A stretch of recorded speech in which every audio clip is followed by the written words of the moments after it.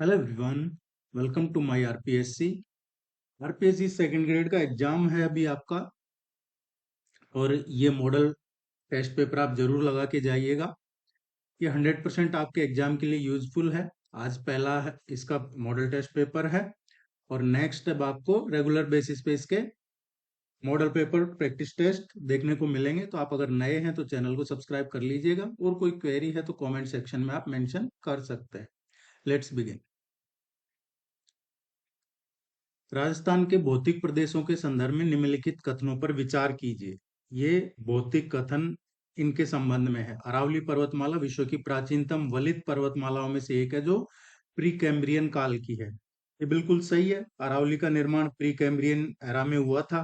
तो पहला स्टेटमेंट सही है। पश्चिमी रेतीला मैदान मुख्य रूप से टेथिस सी का अवशेष माना जाता है।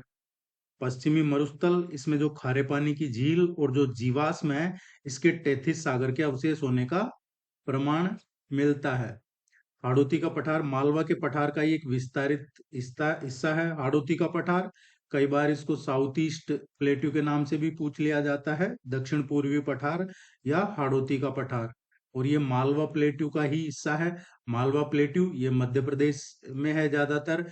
मालवा रीजन जो उज्जैन है, उज्जैन और उसके आसपास के जो जिले हैं, वहां पे है ज्यादातर मालवा प्लेट्यू। और ये हाड़ौती है, ये इसी का ही एक्सटेंशन है। ये भी बिल्कुल करेक्ट है।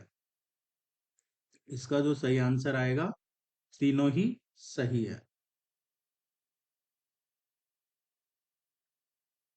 किस संविधान संशोधन द्वारा राजस्थान में राज प्रमुख के पद को समाप्त कर दिया गया था? राज प्रमुख का जो पद था, ये कब समाप्त कर दिया गया था? राज प्रमुख के पद को समाप्त करके और क्या बनाया गया था? राज प्रमुख की जगह नया पद बनाया गया था गवर्नर का। कौन सा? गवर्नर, राज्यपाल का। और गुरुमुख निहाल सिंह ये राजस्थान के पहले राज्यपाल बने थे। गुरुमुख निहाल सिंह ये राजस्थान के पहले राज्यपाल बने थे। ये सातवां संविधान संशोधन अधिनियम लाया गया था 1956 में, सातवां संविधान संशोधन। और इसमें जो पहले कैटेगरी बनी हुई थी A B C, उनको, इस भेदभाव को खत्म कर दिया गया था। ये ध्यान रखना है। सातवां संविधान संशोधन अधिनियम 1956।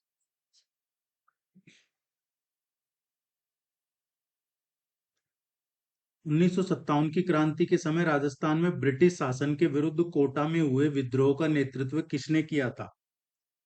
1857 में जो रिवोल्ट हुआ था, कोटा में एक सुनियोजित विद्रोह हुआ था, और इसको लीड किया था जयदयाल और मेहराब खान ने। यहाँ पे विद्रोहियों ने जो पॉलिटिकल एजेंट था मेजर बर्टन, उसका सिर काट दिया था।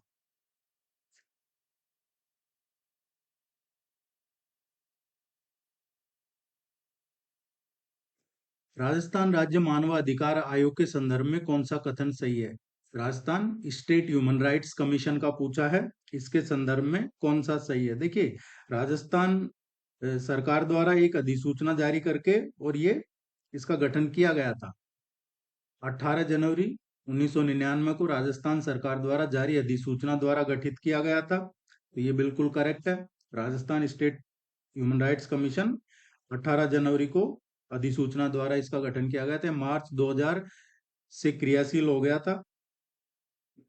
ये स्टेटमेंट भी बिल्कुल सही है। मार्च 2000 से ये क्रियाशील हो गया था।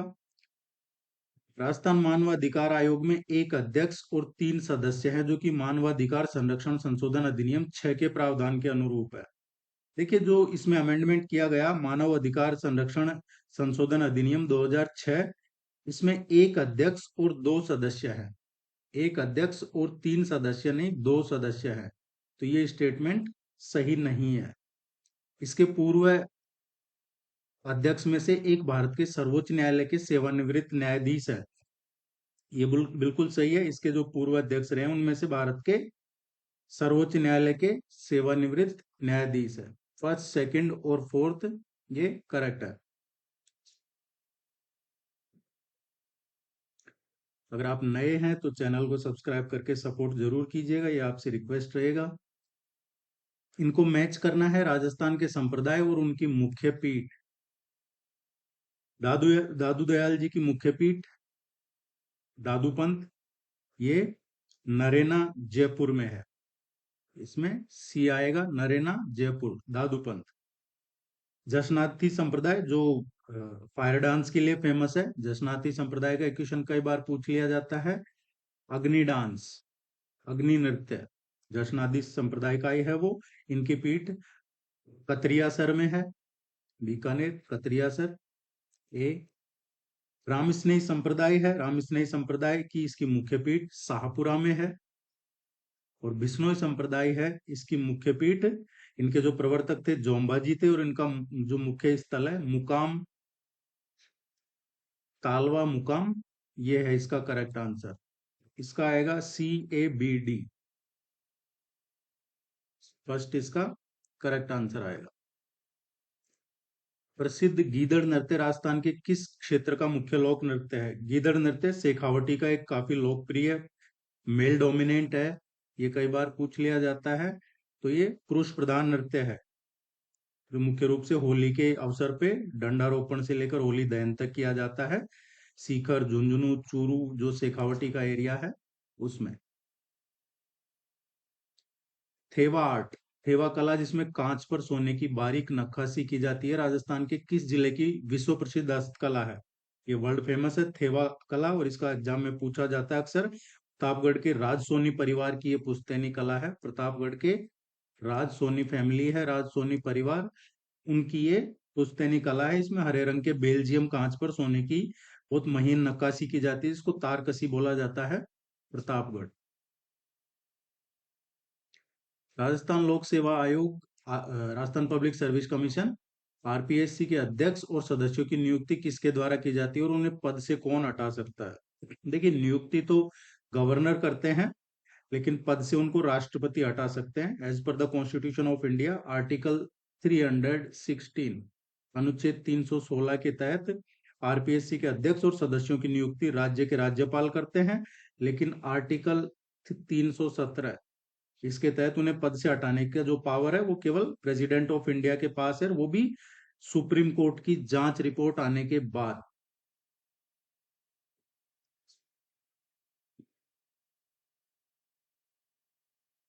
साधु सीताराम दास का संबंध राजस्थान के किस प्रसिद्ध किसान आंदोलन से रहा है? साधु सीताराम दास है, बिजोलिया किसान आंदोलन से जुड़े हैं, भारत का सबसे लंबा जो अहिंसक आंदोलन माना जाता है 1897 से और 1941।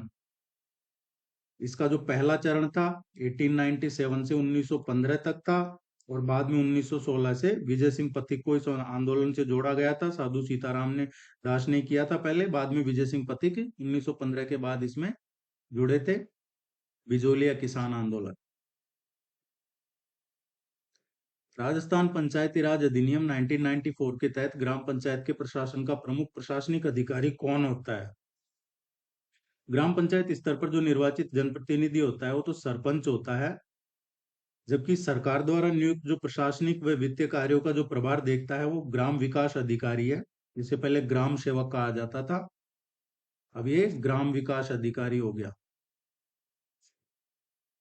बीडीओ और वीडियो इसमें कंफ्यूज नहीं होना है, ग्राम सेवक को ही अब ग्राम विकास अधिकारी कहा जाता है। मुख्यमंत्री और मंत्री परिषद के संबंध में 91st कॉन्स्टिट्यूशन अमेंडमेंट 2003 के अनुसार राजस्थान में मंत्रियों की अधिकतम कितनी संख्या हो सकती है?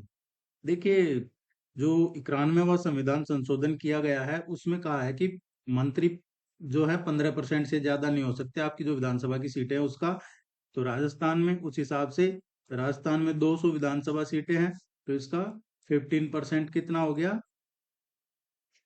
इसका 15% हो गया 30।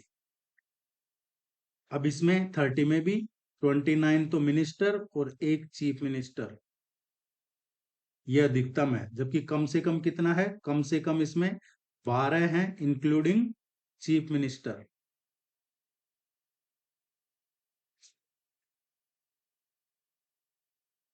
चंबल नदी राजस्थान के किस जिले में प्रवेश करती है, और राज्य में स्थित सबसे बड़ा बांध कौन सा है?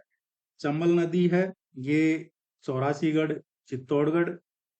चंबल नदी का ओरिजिन कहाँ से है? चंबल नदी निकलती है जाना पाव, जानापाव की पहाड़ियां हैं, मध्य प्रदेश में निकलती है चंबल नदी जानापाव की पहाड़ियों से निकलकर फिर ये राजस्थान में चित्तौड़गढ़ के पास में चौरासीगढ़ में एंट्री लेती है और वहां से फिर चित्तौड़गढ़ में ही इस पे राणा प्रताप सागर डैम बना हुआ है। भराऊ क्षमता की दृष्टि से ये राजस्थान का सबसे बड़ा डैम है राणा प्रताप सागर डैम।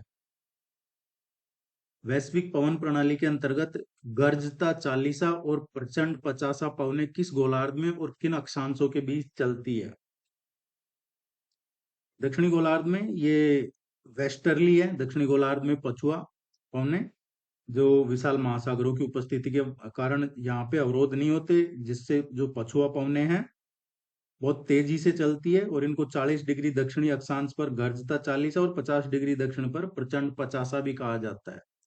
ये 40 डिग्री और ये 50 डिग्री। भारत के भौतिक स्वरूप के संदर्भ में प्रायद्वीपीय पठार की सबसे ऊंची चोटी कौन सी है और ये किस पहाड़ी पे है? पेनिनसुलर इंडिया का पूछा है, दक्षिणी भारत या प्रायद्वीपीय भारत। इसकी जो सबसे ऊंची चोटी है ये अनाईमुडी है, अन्नामलाई पहाड़ी अनाईमुडी 2695 मीटर है इसकी हाइट अनाईमुडी की। और नीलगिरी है ये, इसकी सबसे ऊंची चोटी है दोड्डा बेटा। भारत सरकार अधिनियम 1919 की मुख्य विशेषता निम्न में से क्या थी? गवर्नमेंट ऑफ इंडिया एक्ट 1919, इसमें जो डायरेसी सिस्टम लगाया गया था, द्वैत शासन लगाया गया था, ये एग्जाम में अक्सर पूछा जाता है।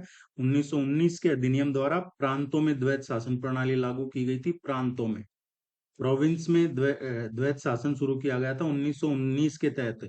और 1935 का जो गवर्नमेंट ऑफ इंडिया एक्ट था उसमें क्या किया गया था, प्रांतों से द्वैत शासन हटा दिया गया था और सेंटर में लागू कर दिया गया था, केंद्र में। और इसी के तहत जो रिजर्व्ड और ट्रांसफर जो विषय थे उनमें बांटा गया था 1919 के तहत ही। तो ये इसमें कंफ्यूज नहीं होना है। प्रोविंस में जो द्वैत शासन लगाया था 1919 का, और तो 1935 में जो प्रांत है वहां से हटा के और केंद्र में लागू कर दिया गया था। भारतीय संविधान के किस भाग में किस अनुच्छेदों के तहत डीपीएसपी का उल्लेख किया गया है? Directive principle of state policy, राज्य के नीति निर्देशक तत्वों का उल्लेख किसमें किया गया है, ये पूछा है हमसे। पार्ट थर्ड अनुच्छेद 12 से 35 ये फंडामेंटल राइट्स है, जो मौलिक अधिकार हैं। पार्ट 4 आर्टिकल 36 से 51 ये directive principle of state policy है और ये फंडामेंटल ड्यूटीज है।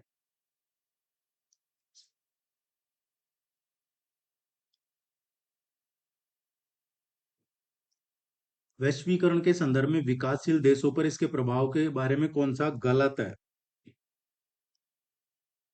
ग्लोबलाइजेशन के बारे में जो गलत पूछा है, इससे घरेलू लघु और कुटीर उद्योगों को हमेशा अत्यधिक लाभ और सुरक्षा मिली है, ये सही नहीं है। लघु और कुटीर उद्योगों को वैश्व जो ग्लोबलाइजेशन है इसके कारण जो मल्टीनेशनल कंपनियां हैं उनसे इनको काफी कंपटीशन मिला है। इसकी वजह से छोटे और कुटीर उद्योग है उनको भारी नुकसान उठाना पड़ा है, ना कि लाभ हुआ है। तिलवाड़ा का मेला निम्नलिखित में से किस लोक देवता की स्मृति में बढ़ता है? ये तिलवाड़ा मेला, तिलवाड़ा है ये कहाँ पे बढ़ता है? ये मेला बाड़मेर में, बाड़मेर में लगता है ये मेला। तिलवाड़ा लूनी नदी के किनारे, लूनी नदी के किनारे मल्लीनाथ पशु मेला आयोजित किया जाता है चैत्र कृष्ण एकादशमी से, और चैत्र शुक्ल एकादशमी तक चलता है, ये एकादशी तक चलता है। और राजस्थान के सबसे जो प्राचीन पशु मेले हैं उनमें से एक माना जाता है चैत्र कृष्ण एकादशी से चैत्र शुक्ल एकादशी तक। मल्लीनाथ जी इसका करेक्ट आंसर आएगा। निहाल चंद किस चित्रकला के किस स्कूल से संबंधित है? सुप्रसिद्ध चित्रकार हैं ये निहाल चंद, और ये किशनगढ़ चित्र शैली से जुड़े हुए हैं। किशनगढ़ जो मारवाड़ स्कूल की किशनगढ़ चित्र शैली है उससे जुड़े हुए हैं, ये इसका करेक्ट आंसर आएगा। और जो राणा सावंत सिंह थे नागरीदास, उन्हीं के शासनकाल में प्रसिद्ध बनी ठनी चित्र का निर्माण किया था जो भारत की मोनालिसा कहा जाता है। बनी ठनी वो भी किशनगढ़ का ही है, बनी ठनी अक्सर एग्जाम में पूछा जाता है वो। भारतीय संविधान के निर्माण में डॉक्टर बी आर अम्बेडकर संविधान सभा की किस महत्वपूर्ण समिति के अध्यक्ष थे? डॉक्टर बी आर अम्बेडकर है एक समिति गठित की गई थी 29 अगस्त 1947 को। इसमें 7 सदस्य थे, टोटल 7 मेंबर्स। और ये प्रारूप समिति थी, प्रारूप समिति के अध्यक्ष थे, और इस समिति का काम था संविधान का अंतिम ड्राफ्ट तैयार करना।